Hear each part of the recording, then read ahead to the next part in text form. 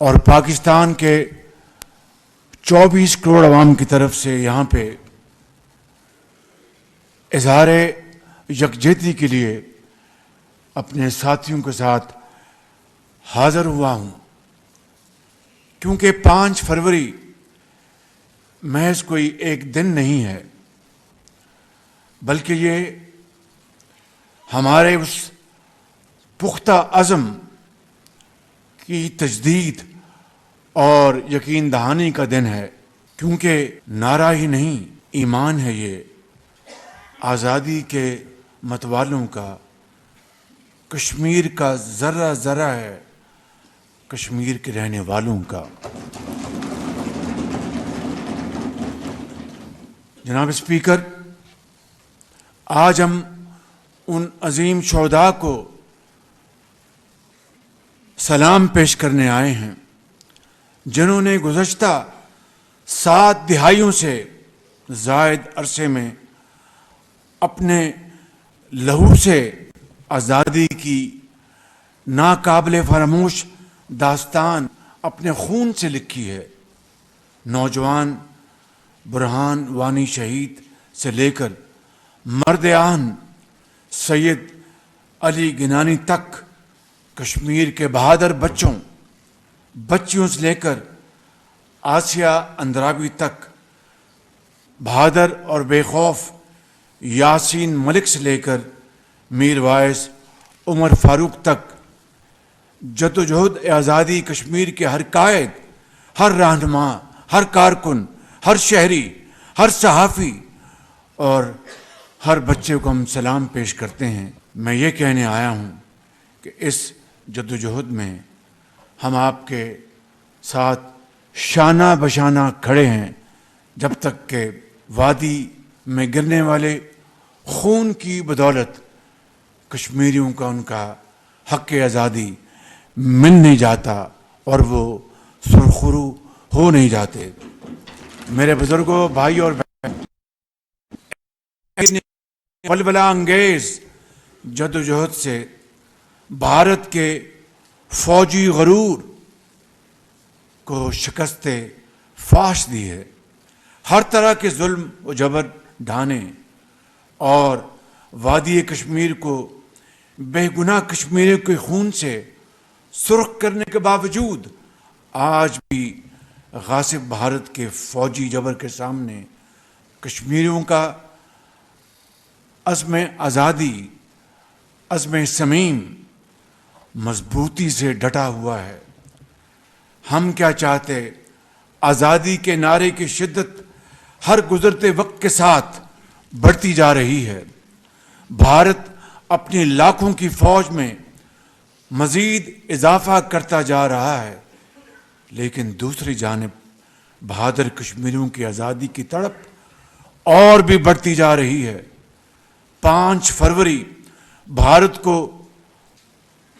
پکار کر یاد دلاتا ہے کہ کسی 5 اگست سے کشمیری بھارت کا حصہ نہیں بن سکتا۔ نہ کشمیری اسے مانتے ہیں، نہ ہی اقوام متحدہ کی سلامتی کونسل سمیت دنیا مانتی ہے، نہ پاکستان مانتا ہے، نہ 24 کروڑ پاکستان کے عوام مانتے ہیں۔ بابا قوم حضرت قائد اعظم محمد علی جناح نے کشمیر کو پاکستان کی شرک قرار دیا۔ کشمیر اور پاکستان کے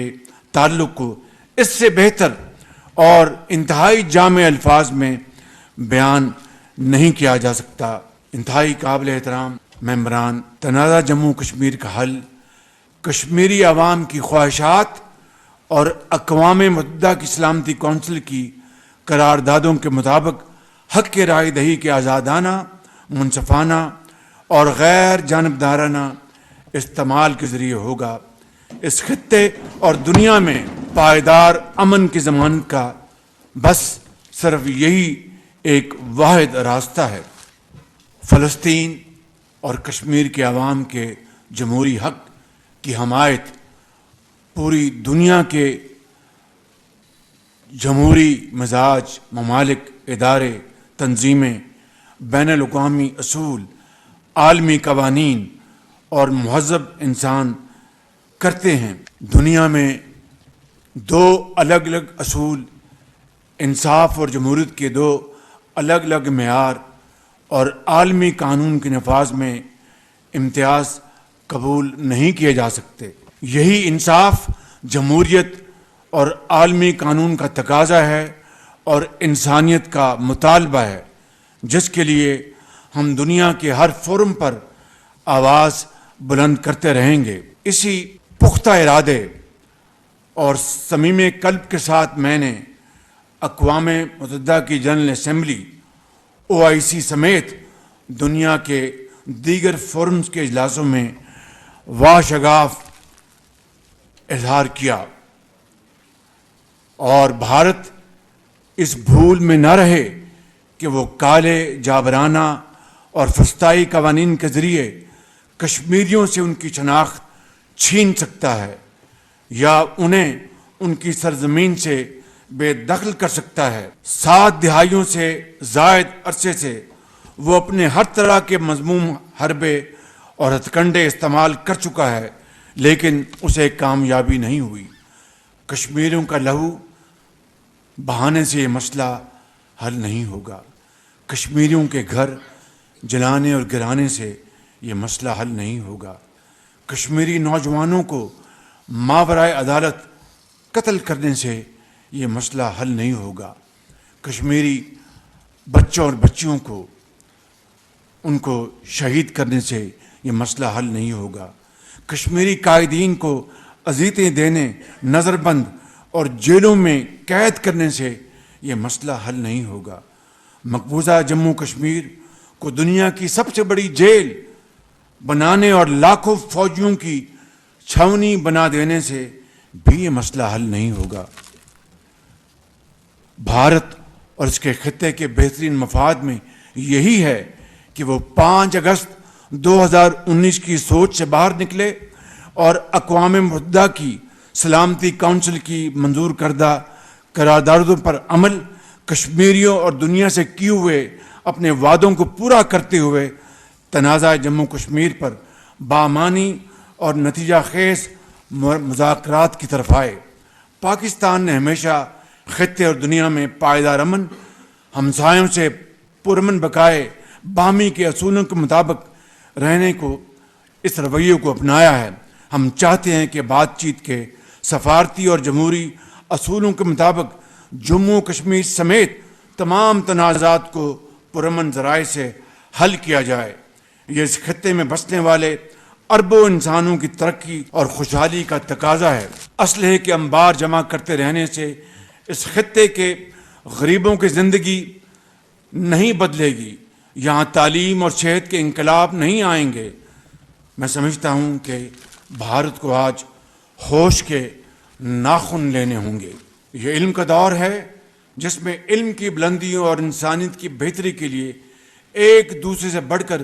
کچھ کر دکھانے کی دوڑ ہے۔ لہو بہانے والوں کو تاریخ میں ہمیشہ ظالم اور قاتل کے طور پر یاد رکھا جائے گا۔ انسانیت کا دکھ دور کرنے والے ہی تاریخ میں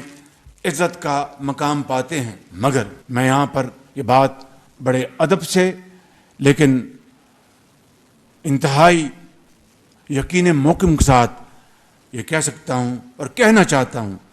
کہ پاکستان کی امن پسندی کوئی کمزوری نہیں، بلکہ یہ ہمارے دین کے روشن اصولوں، ہمارے اسلاف کے جمہوری نظریہ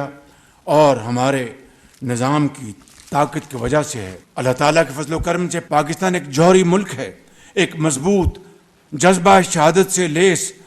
پیشہ ورانہ مہارت میں دنیا میں اپنا لوہا منانے والی بہادر فوج، ہمارے دفاع اور سلامتی کا آہنی حصار اور ناقابل تسخیر فصیل ہے۔ ہم نے قیام پاکستان سے لے کر آج تک ہر جارحیت کا دندہ شکن جواب دیا ہے۔ کلبھوشن اور ابھی نندن ہماری عسکری صلاحیت کا زندہ ثبوت ہیں۔ یہ صلاحیت پوری قوم کی آن اور شان ہے، یہ ہمارا سرمایہ افتخار ہے اور پوری قوم کو امن و حفاظت کا اعتماد دیتی ہے۔ جب ضرورت پڑی ہم اپنے قومی مفادات کے تحفظ کے لیے اپنی پوری قوت استعمال کریں گے اور اس میں قطعاً نہیں ہچکچائیں گے۔ میرے قائد جناب محمد نواز شریف نے 28 مئی 1998 کو جو جوہری دھماکے کر کے پاکستان کو ایٹمی ملک بنایا تھا، یہ اعلان تھا کہ ہم اپنی خود مختاری اور دفاع پر کبھی سمجھوتا نہیں کریں گے۔ اور پھر وزیر اعظم نواز شریف کے پاس بھارتی وزیر اعظم اٹل بہاری واجپئی چل کر پاکستان آئے تھے اور اعلان لاہور ہوا تھا، اور دونوں ممالک نے جموں کشمیر سمیت تمام متنازع معاملات کو بات چیت کے ذریعے حل کرنے پر اتفاق کیا تھا۔ لہٰذا آگے بڑھنے کا راستہ وہی ہے جو لاہور میں لکھا ہوا ہے۔ جناب اسپیکر، پورے پاکستان کی طرح آزاد جموں کشمیر میں تعلیم، صحت، انفراسٹرکچر سمیت اس خطے کی مجموعی ترقی ہمیں بے حد عزیز ہے۔ ہم اس میں کوئی فرق نہیں کرتے، نہ کریں گے انشاءاللہ۔ گزشتہ برس جو 23 ارب روپے جو ہم نے آپ کی خدمت میں وزیر اعظم اور کشمیری عوام کی خدمت میں پیش کیے، یہ کوئی احسان نہیں تھا، یہ ہمارا فرض تھا۔ دانش اسکول جو ابھی بھمبر میں جس کا آغاز کیا گیا ہے، انشاءاللہ کشمیر کے باقی علاقوں میں اس کی بنیاد رکھی جائے گی، اور انشاءاللہ میں آپ سے وعدہ کرتا ہوں کہ ذاتی نگرانی میں ان اسکولوں کو مکمل کرا کے ہزاروں بچوں اور بچیوں کو جو انتہائی ذہین فتین ہیں مگر ان کے والدین کے پاس مالی وسائل نہیں، ان کی تعلیم، اعلیٰ تعلیم کے لیے یہ ایسا بندوبست ہوگا کہ شاید جب اگلے جہاں میں رب تعالیٰ مجھ سے پوچھے گا کہ تم نے دنیا میں کیا کیا، تو میں کہوں گا کہ ان غریب مگر قابل بچوں کے لیے دانش اسکول بنائے، شاید میری وہاں پر معافی ہو جائے۔ یہاں پہ آپ نے جو کشمیر کی اسمبلی کی جو تعمیر جاری ہے، اس کے لیے جو آپ نے فرمایا، میں انشاءاللہ جہاں سے بھی فنڈ نکلیں گے اس کو نکلوا کر بہت جلد اس کی تعمیر مکمل کرائیں گے تاکہ آپ اپنی نئی اسمبلی میں جائیں۔ جناب اسپیکر، اللہ تعالیٰ کے حضور سر جھکا کے یہ دعا کرتے ہیں، خطہ محکوم کو آزاد کر، ہر دکھی دلدار کو دلشاد کر، کٹ جائے گی غلامی کی زنجیر، یہ ایک دن آزادی کی مقبول ہوگی ایک ایک دعا، ہاں رنگ لائے گا ضرور خون شہداء، نصرت سے ہم کنار کرے گا